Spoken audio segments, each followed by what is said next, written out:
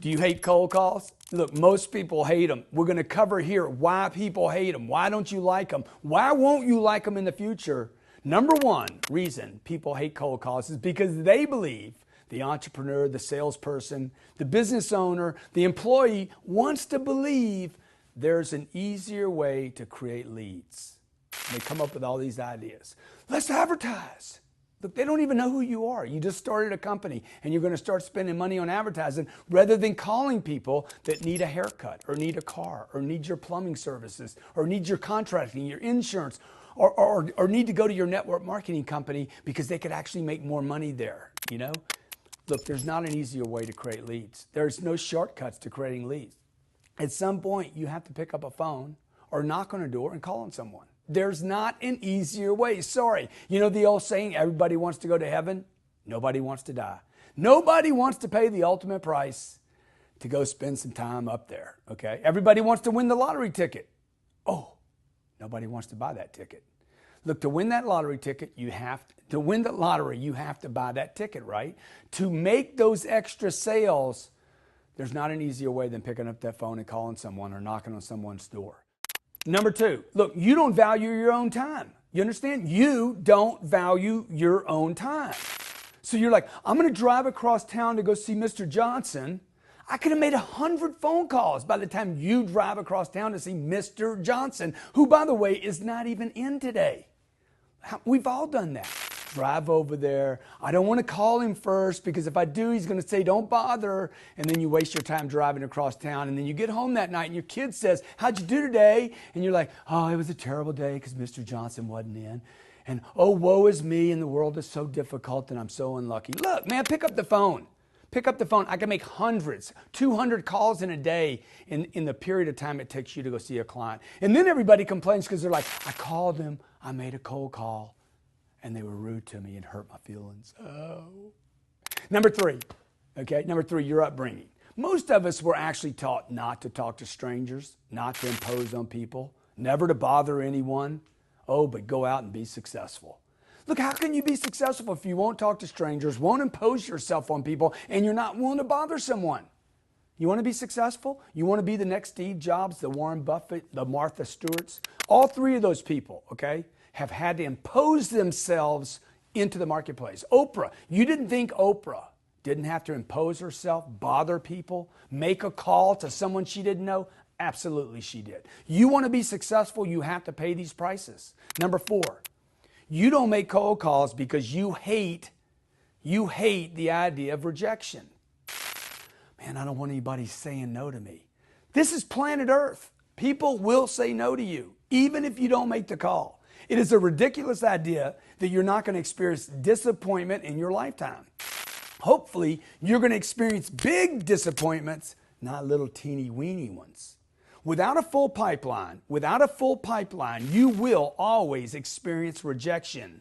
And if you don't continue to fill that pipeline up by making cold calls, you will continue to experience more and more rejection and more disappointment, because rejection is not an emotional experience. Rejection is an indication, we definitely want this as a question, rejection is an indication that your pipeline is broken.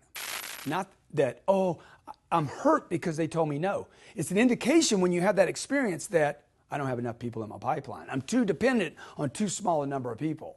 Number five, you would rather spend money on advertising than actually go out and generate and drive your own traffic. This is a big problem that started in the 1960s when companies with TV, the advent of TV and radio, the explosion of TV and radio provided a lot of advertising, okay? Back in the 1900s, you had to go knock on door to door. There was no TV and no radio. There was no phone yet. You couldn't reach out and touch anyone at any time, right?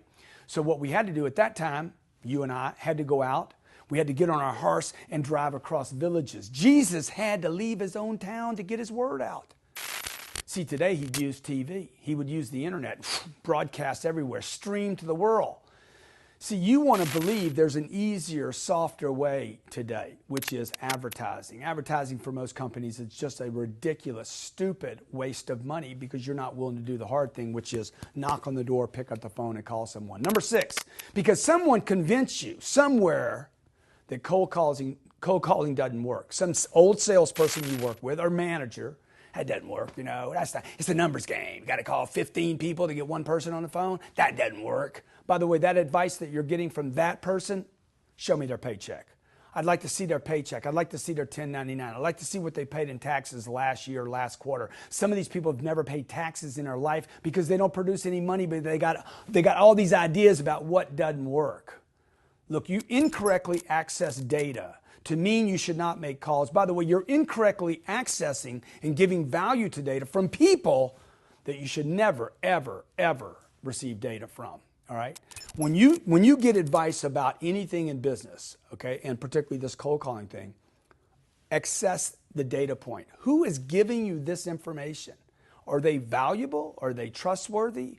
Are they getting results in the marketplace? Just because a book comes out and says, quit making cold calls, it might be the title of that book because he wants to sell a book, not because it makes sense that you would make a cold call. Some point in your life, you will have to make this call. Sellers, 63%.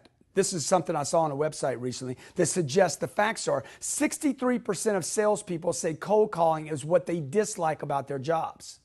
63. This is a guy trying to sell you on the idea that you should not make cold calls. So he comes up with this statistic that says 63% of salespeople say cold calling is what they hate most about their jobs. That's almost impossible because most people at a sales job never ever make a cold call. So of course they would dislike it. They don't do that.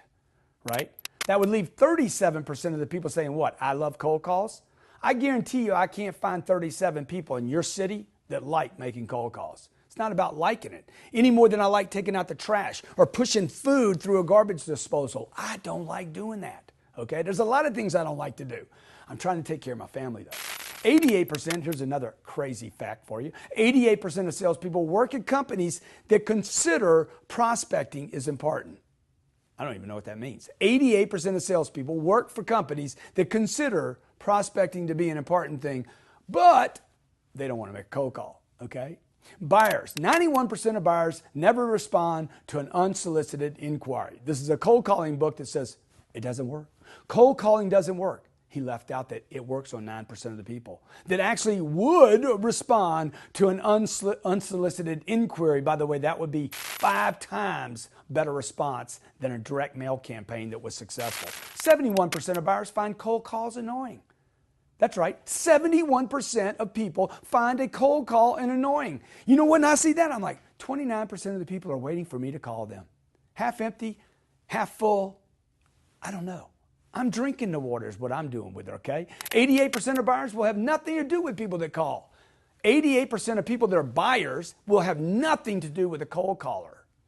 That means 12% of the people would. 94% of buyers could not remember a single prospector or message they had received during the last 2 years. 94% of all buyers could not remember a single person that phoned, cold called, prospected, or a message that was left during the last 2 years. That means that I could call you today, call you back tomorrow, and you wouldn't even remember that I called you the day before. There's a tremendous opportunity, right? I could call you over and over and over again. 94% of the people wouldn't even remember I called yesterday.